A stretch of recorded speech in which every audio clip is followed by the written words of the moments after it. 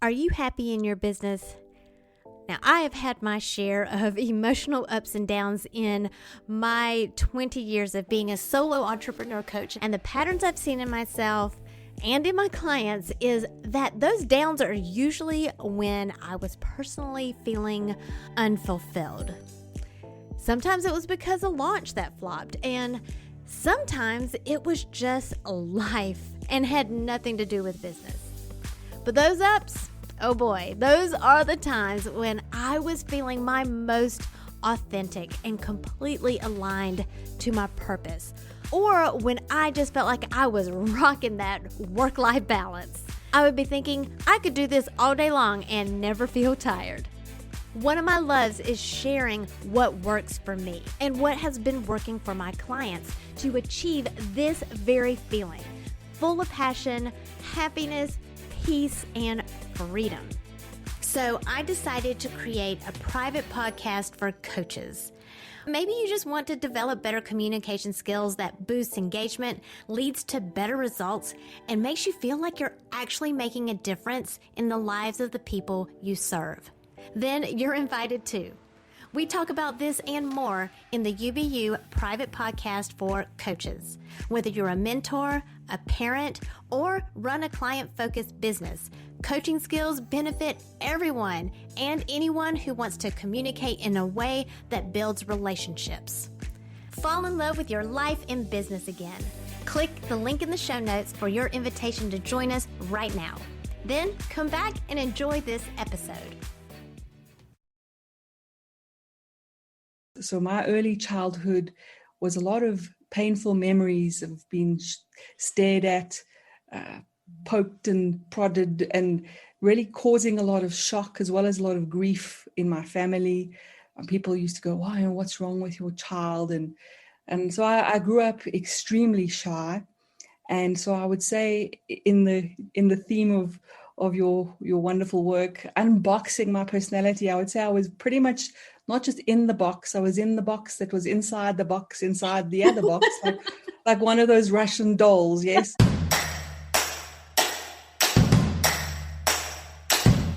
It's time to stop comparing yourself to others and plug in to what is uniquely you.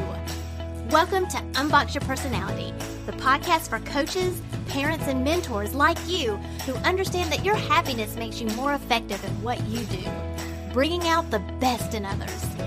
I'm Jen Higgins, personality strategist and Enneagram fluff remover. Get laser focused on who you are and who you aren't, so you're free to make the impact you were born to make. And have fun doing it. Your personality is your business, so let's get down to business. I am thrilled today to be bringing you Colleen-Joy Page. She is a top-rated international speaker, giving over 900 talks all over the world, having more than 35,000 students all over the globe. She's published 3 books and is the creator of Inner Life Skills, which is an internationally accredited master coaching methodology. She has had 2 documentary television features that have been made about her life story. So it is my joy to bring you Colleen-Joy's story today. Hello, Colleen-Joy. How are you doing today? Most excellent, Jen. Thank you for having me today. Thank you. It's the afternoon here. What time is it there for you? Because I know you're in South Africa. It's 8 o'clock in the evening. So our sun's gone down quite a while ago. Oh, wow. Thank you so much for taking the time to speak with me today. I appreciate it so much. Always a pleasure. Okay, so if you wouldn't mind, start with just letting people know who Colleen-Joy is and what you believe in and who you serve. Oh my gosh, only that. Just that, that's all. Yeah. So yes, I am the founder of a master coaching methodology called Inner Life Skills. And we help people who have a vision to build conscious, abundant coaching businesses in the world. And we help them to become certified as well as credible and confident in the world. And one of the primary courses, well, one of the most popular courses we offer is Enneagram Coach, but we also offer a full master coaching program as well as business building, all with a beautiful sweet spot of 100% heart and soul and 100% business savvy. I love it. And fun fact, Colleen-Joy is my teacher. She is the one who has trained Bless me. you, Jen. And so this is quite a treat for me and an honor to get to interview and have this chat with you today. Always good. Thank you so much. That's very kind. So, so the podcast is called Unbox Your Personality.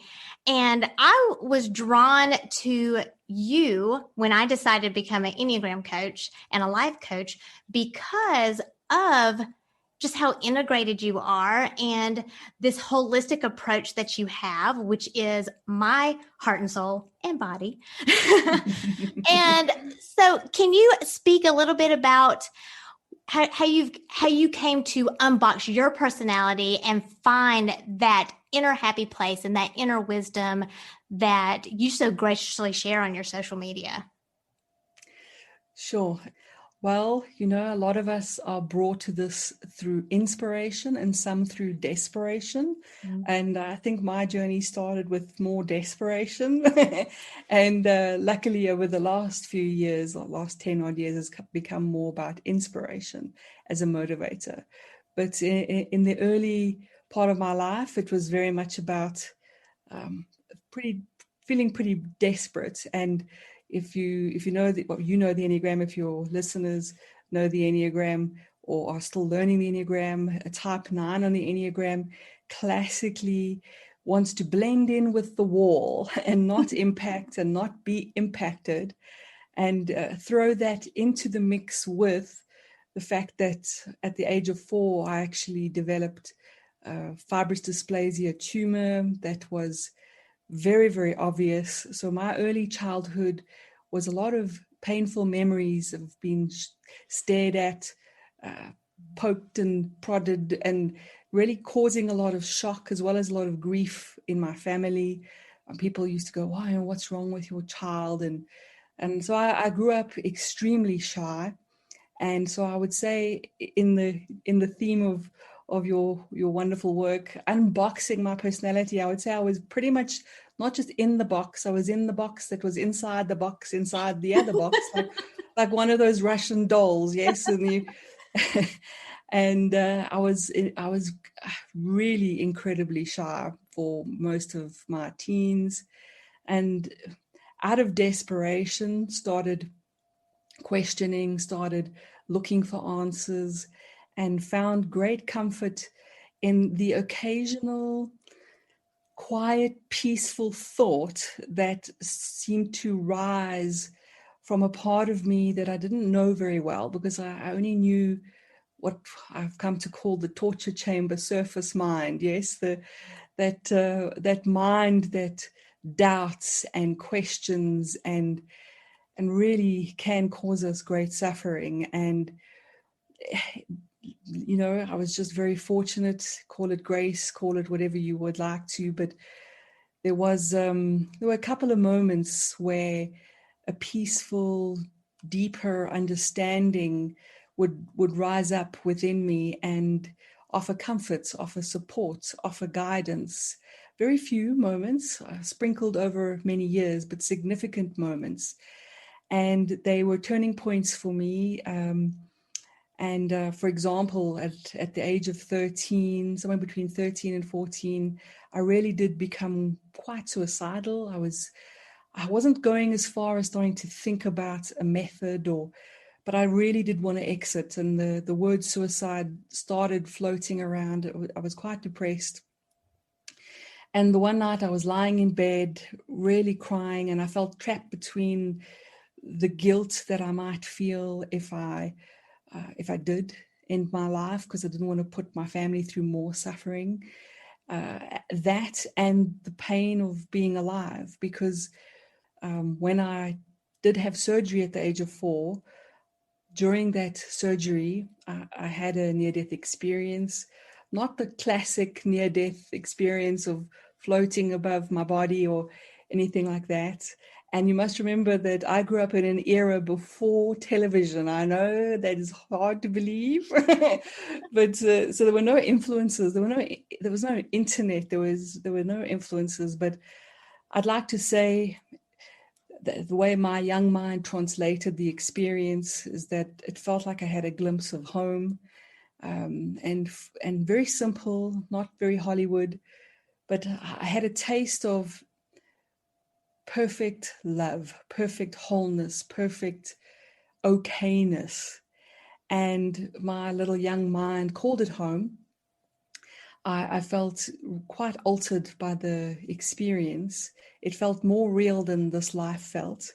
And if you talk about the box, well, a couple of days after that, when my mom said, we're now going to go home, and my little young mind realized that we weren't going to this real home that I'd experienced, and it felt like leaving paradise and climbing into the smallest box imaginable. And it was really, really tough from that point on. I literally was homesick. And so by the time I got to my teens, that homesickness was deep and real. And yet there was this peaceful inner guidance, intuitive guidance. And when I was 13, through this inner prompting, I got the question, choose something that will make the pain worthwhile. And the only thing that mattered to me at that stage was answers, was understanding, and I didn't want to just believe. It felt too desperate for me. If somebody said to me, there's a chair beneath you, please have a seat, I'm the kind of person that would want to check. And so I wanted to know. I was desperate to know, actually. So that night I found a word for what would make life worthwhile for me, and I chose wisdom. I wanted to see deeply. I wanted to understand. Had I known that it would be such a tough path, I might have chosen something else, like boyfriends, or I don't know, something, or chocolate. That's a tough path too, though, Carl. Yeah, well, there you go. I mean, chocolate could have been an equally better path, perhaps the path to chocolate. Yes. So yeah, so that was really key for me, and the only tool / skill / hint that I had available was intuition. So that's the one I really cultivated. And it's interesting that I've always had a terribly skeptical mind with a kind of mystical side too, with this deep connection to intuition. But I didn't even trust myself. I didn't trust my own experiences. Half the time I thought I was probably nuts. It's still open for debate. But that was the real key. And perhaps, using your metaphor, that might have been maybe the call of the beginning of the journey of.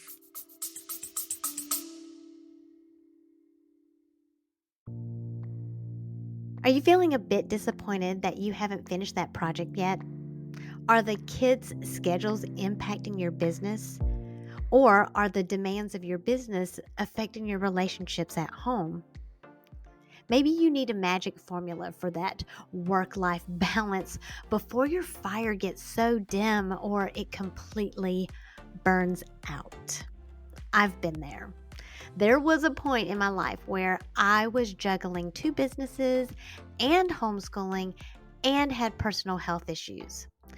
There was barely time to even connect with myself, much less connect with my husband. When I was finally officially diagnosed with ADHD, I felt like that explained everything. I had a new perspective and started approaching things in a new way.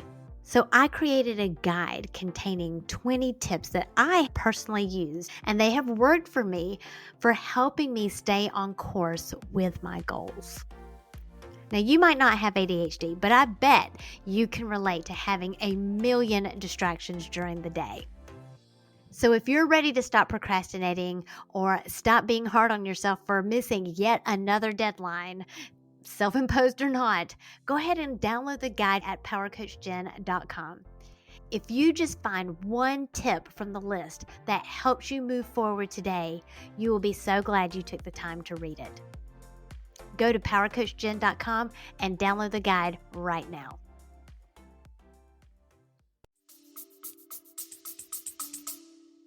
Stepping out of that box of, first of all, perhaps having a look at it properly for the first time, starting to understand it, starting to think about this thing called being a human being and this little thing called a little life that we treasure so much and that can be so difficult and yet so precious and beautiful. So that was really the beginning. Long answer to a short question, but yeah, and along the way, Jen, I'm going to tell another little anecdotal story. My first husband, that always sounds terribly Hollywood to say my first husband. I've only had 2 husbands, right? But my first husband used to tell a story about being in the army. And he said there was this chap that used to walk around every day picking up pieces of paper and random litter on the floor. And he'd pick up a piece of paper and say, that's not it, and promptly put it down again. And pick up another piece of paper and say, that's not it. And people really started to raise their eyebrows. And eventually they called him in, they did a psych evaluation, they handed him his discharge papers, and he looked at it and he went, that's it. so yeah, that's what I was looking for. So okay, so tangent from that, I think many of us, for different reasons, I mean, my story is different to yours, to a lot of folks, but we feel like we've spent a lot of our lives picking up different modalities, different tools, different teachings, looking for, is that it, and perhaps getting value, learning. I don't regret a single teaching or path that I've followed, but it's been a life of looking for, is that it? Is that it? And one of the most valuable tools along the way that I kept in my pocket, I wouldn't have put it back down, is the Enneagram. Another one is coaching. Perhaps the first one was intuition, for sure. And there have been many others along the way. Pretty much, while my friends were teenagers doing, what, sex, drugs, and rock and roll kind of thing, I was reading books about religion and and trying to understand intuition and all of that kind of thing. So that's been the journey, Jen. I think it's an incredible gift that you were given at the age of 4 to have that taste of home and know that there's something more. And even to have, and to have the awareness to say, okay, so how can I make my life worthwhile? How can I make the pain of being here while I wait worthwhile? It's beautiful. It's just an absolutely beautiful story. And you have so many stories. I know we don't have time to go into all of them. So I may have to have you back because you have so many stories. I am curious because you are an Enneagram 9. Yes. And my husband is also a 9. And I have a few friends also that are 9s. And I'm curious, how much do you believe is knowing what your type is? How much of it is nature versus nurture? Because the 9s that I know don't have your life experience. It's very curious, right? It's an intriguing, and it's a good question. And for me, it is, for me, in my experience, the Enneagram is innate. You're definitely born with it, and it's, for me, it's deeper than just, let's say, personality. For me, the Enneagram is something we almost bring with us. It's part of a path. The words are so loaded. If one says the pattern of one's existence, there is something intrinsic about it. So I personally have come to understand that the Enneagram is there from the beginning. I mean, you only need to, if you know the Enneagram really well, you only need to look at little young kids that have all had similar upbringings, and yes, there's genetics, there's all sorts of other factors, of course there is. But that Enneagram is super obvious from a very, very young age. I think where the nurture does come into play, and very strongly, of course, how we raised, our experiences, is our level of expression, whether life has given us an opportunity to grow to our highest expression. And, you know, there's a level of, there's so many factors that could influence that. But let's say nurture is the level of health or the level of expression that we can nurture ourselves to. It's not only up to life. We're not only at the mercy of our lives, I feel. But certainly that plus the innate nature of the Enneagram, I think. Yes. I like how you explain that, because I also talk about the two different continuums, that there's a stress to security continuum and there's also a health to unhealth continuum that sometimes gets muddied when people just Google it. Yeah, And don't sure. quite know. Because it's curious to me, because as you know, because you were there when I had this aha of me previously being mistyped and then realizing, oh, I'm a 7. And And how you were mistyped is a mystery unto itself. I know, right? And so one of Yeah. the big things that I teach is that there's this experience gap of how we intend people to experience us versus how they actually experience us.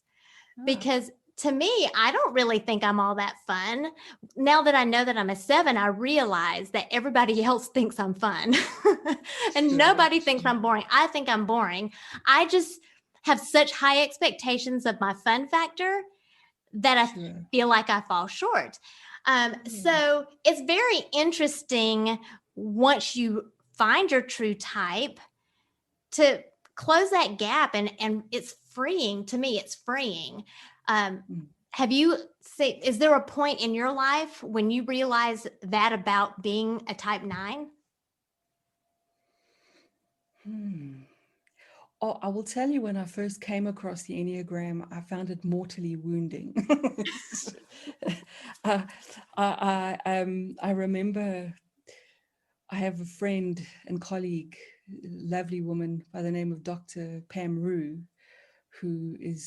she's a great teacher. She teaches the Enneagram amongst many other things. And she told me, well, no, she talked the Enneagram all the time. I couldn't be in her company without hearing her saying, this one's a 7, this one's a 5. And I used to sort of quietly roll my eyes. And then the one night, I was just exhausted with all the personality systems. So it wasn't any fault of hers. I really just didn't want to load up another one. I'd spent my life, picking up those papers, trying all sorts of different things. And I wasn't particularly interested in another one. And anyway, I had a dream the one night that I was a 9. And I called her up the next day. I said, hey, Pam, I said, I had a dream last night that you told me I was a 9. And she says to me, that's a very 9 way to find out you're a 9. And we laughed about it. And I thought, oh, well. And then when I found myself at a bookstore a couple of days later, I picked up Helen Palmer's book on the Enneagram. I could now just skip to the chapter 9, see what this was all about, read a couple of pages and was mortally wounded. Felt my ego being hit left, right, and center, because I remember thinking to myself at the time, I thought that was me, something that was mine, something that was Colleen. And now I'm reading, and it's actually, I'm not even a 4, so I have no attachment to being special or unique or anything like that. And yet I felt myself thinking, gosh, that's all 9.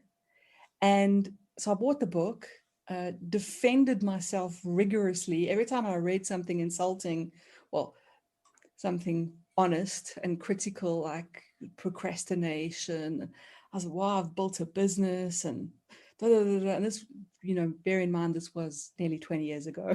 So we've moved on, fortunately. But at the time, was like ripping a plaster off or band-aid really fast. It felt quite painful, but in a good way, because the kind of honesty and courage that it takes to look at one's personality. And I think the real gift, and this is going to perhaps sound a little bit strange, the real gift for me was over time, let's say over a couple of years. It's almost as if I had that little box now in my view. I think when we look at our personality, we can separate from it. When we're not conscious about our personality, we're very much trapped in it. Mm-hmm. It's like we're in the box, so we can't see the box. And the moment we study the Enneagram, we get our first glimpse of, hey, this is a box. This is a beautiful little prison that that we might have decorated and put windows in, but it's still got its limitations, and to see it takes a bit of courage, but it gives us that little gap. So now we have this little gap, and I started unconsciously for a while, and then eventually consciously putting things into the box that I thought was Colleen, but it's actually 9. so I kept throwing things in the box and throwing things in the box, and then eventually, after a while, I had quite a shock, because I thought there's nothing left. There's not, and that might sound terrible, but it was actually a gift in itself, because actually, for me, what wisdom has taken me to, if I wrap up, well, if I go full circle to where my story started, that home that I was sharing with you, that I was talking about, I eventually completely saw, felt, knew, realized, whatever word you want to use, that that home wasn't a place, that home is the wholeness of the true self, that is who we truly are, and that the personality, as significant as it is, and it really is significant, and studying it is incredibly valuable, but that's inside of us. We're not in the box is in us. And we can bring that love, that peace, that home to the personality and help it to rise. So by the time I realized that all of the little Colleen that I knew was in the box, it, once I looked a bit deeper and reconciled that with what we truly are, is the peace and the love that we taste in moments in our lives, and we think they're experiences, we think they're emotions, but they're actually the tastes of the freedom of who we truly are. And the Enneagram can actually facilitate that understanding if we're prepared to go all the way with it. So then, how people see you and how you see yourself, and that versus the classic Enneagram, that kind of falls away a little bit, because I don't identify as the Enneagram. I know as a matter of language, we say I'm a this and you're a that, but if we were very accurate, if I was being more accurate, I would say my personality is a 9, and it's classic 9. I've worked lovingly to grow it like a tree, to perhaps being a less inhibited 9, a more functional 9, a more actualized 9. Mm-hmm. But I very much see that as inside of me, and it rests in the home that I've come to find. I can imagine it. I see the imagery. I love when you tell your stories because it's so well said. I can visualize the little movie going on in my head. But yes, I love how you said that it's in you. I'm not really sure that I've pictured it that way before. I think of the box and then getting out of it, just rising above it, which is very similar to what you're saying, being grounded in it. So it is inside of you. So being grounded in your personality, but knowing that that's not you. You're more than that. Well, it opens the question what you really are then, which is another discussion and more philosophical perhaps for some. It actually can be quite simple and beautiful, but it's a little bit of a 360-degree switcheroo. In fact, I heard a beautiful teaching, and I've heard it expressed in different ways. So it's another image for you. It's the image of banging on the temple doors, banging and banging on the temple doors to only realize that you're already in the temple, right? So that, and then another quote that I do love, and I've heard similar, well, I'm going to put it in my own words, but I've heard it echoed in St. Francis of Assisi, is we're basically looking for what we're looking from. That home that I was fortunate, as you said, to taste as a little kiddie, that I thought was a place, but that was my mind's interpretation because it had no way to understand. That's actually what we really are, but we lose. We don't ever lose it, but we stop tuning into it. We lose Almost sight. like sending. That's right. It's like sending an ambassador out from our home to go venture in the world, and then the ambassador forgets where she came from, and that death experience was firmly reminding me before I'd even really started life much that that is the home. Then I thought it was a place, was mistaken, went on a big journey to eventually find, oh wow, this is actually what we truly are. And therefore, it is probably more accurate to say you are like the open freedom and the space in which the box is singing its song, in which the personality has arisen. And the personality, like everything in life, if we look at everything in nature, it's got a pattern to it. It's just exquisite. You see birds flying and you wonder how they're not crashing into each other. I mean, if humans tried that, it would be a disaster, right? Especially me. Is this we admit from all different points of view, anyone who's looking deeply admits there is this magnificent intelligence. Some call it divine, some will name it with their different cultures, but we admit there's this intelligence that grows eyelashes, turns planets, and births personalities. And why would the personality not be as miraculous and amazing and expressive of life? But and that personality is in the self, like a song is in the space. And if we look a little bit deeper, we realize we are observing the personality, that there is a open piece that is always aware, a witnessing awareness, some people call it, but it is the true self. And only well, if you go back to Enneagram language, the gut, the heart, and the mind are all being, and the word must be careful because it's got so much Hollywood attached and it's not meant to be that way. But the gut, the heart, and the mind are enlightened to home. Mhm. And that brings peace and love and wholeness to the personality. So our 1, 2, 3, 4, 5, 6, 7, 8, 9 Enneagram types at their highest expression, they go from the feeling like they're trapped little creatures inside of a box to realizing that this is a song inside the self. This is a song inside of wholeness. Mhm. And the feeling of separateness dissolves, and all of the pain that the personality can bring, with those big divided aspects of each personality, because every personality, doesn't it, Jen, plants flags in the sand, right? We hear people arguing. I've survived teenage daughters, so I used to listen to them fighting over being right about the music they liked, and arguing about what was good music. And it just seems to be so much of a crazy kind of thing. But that's what personalities do. We plant flags in the sand, and they're always opposing.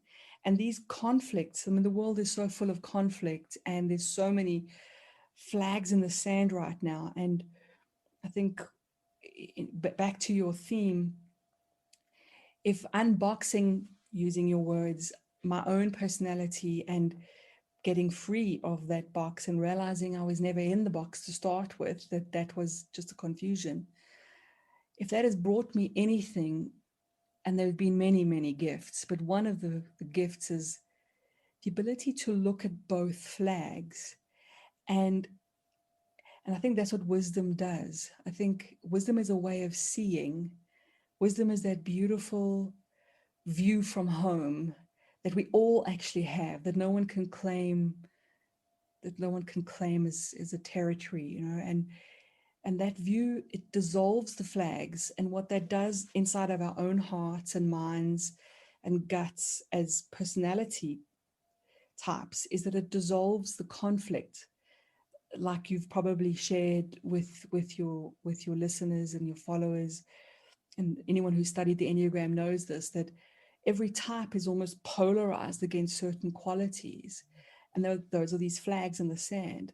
So the 8 is polarized against weakness, and the 9 typically is polarized against being awake and fully present, and the 1 is polarized against all sorts of things, imperfection, and you know the drill. So every type has these inner conflicts, these flags, and as the type is sort of freed to its truth and rests in the home and benefits from the home of the real self, those flags are still like there if we need them, but they actually unify, they collapse. And what you have now is, let's take your example, Jen, about 7, and you were saying about the fun thing, you know, so that 7 path, which started with a very big polarity between happiness and sadness and freedom and trapped, and it feels so painful, those kinds of dynamics, right? And then as you grow, the seeing changes. And then one day, like a friend of mine who's one of my trainers, the most divine man, his name's Glenn Douglas, he's been through a story, an incredibly challenging life. He's a 7, and he was telling me the other day he was sitting looking at his garden, and this is a very sort of, if I can say, an enlightened 7 comment, and he's not trying to be enlightened, but this is wholeness speaking, this is home speaking, because he says, I'm completely happy just sitting, looking at my beautiful garden. And that's the collapse of that polarity for the 7, where there's no longer chasing happiness, where they've the best of 5 characteristics, which is the classic polarity, show up. That real happiness, the happiness of home, I'm going to reiterate, is just present. So there's contentment without a reason. And that's the highest expression of 7, but it's also the true self, you see. So they meet each other, eventually. Yes. That is one of the most valuable things that I think I've learned from you, is that balance, is balancing the gaps and closing the gaps through a balance, not from don't close the gap by ignoring something, but by actually acknowledging something that you're trying to ignore. And that has been very impactful to me and to my clients that I have. It's one of the biggest ahas that they have. And that's how we get back to wholeness. And I was talking, we have a mastermind on Mondays, and we were talking about how your body never lies. And being in the body triad as a 9, you probably get this probably way better than I do, being in the head triad. But what I understand is that, the body doesn't lie, but our emotions and our beliefs can trigger our bodies to do something, to react in such a way that sometimes we just have to change our emotions and our beliefs so that we can actually hear the message that our body is trying to tell us. And some people are like, well, my body says not to do that. I'm like, well, what are you telling your body? Like, let's check your thoughts too, because we are whole. And if we fixate on just one or the other, sometimes we can get mixed messages. Do you agree with that? It's okay if you don't. Yeah, thank you. So there were a couple of, I think there were a couple of touchy points that you raised, little touchstones there. Cut. This seems like a good place to end part 1, because behind the scenes, I was kind of bracing myself to see if Cole agreed with me or if I was going to have to eat some crow. So find out in part 2 as we continue our conversation, and Colleen-Joy gives us a little taste of her intuition training that is going to make light bulbs go off.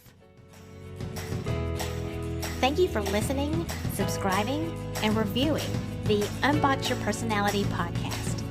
To learn more about yourself, go to powercoachjen.com. Find out how you are different so you can make your difference.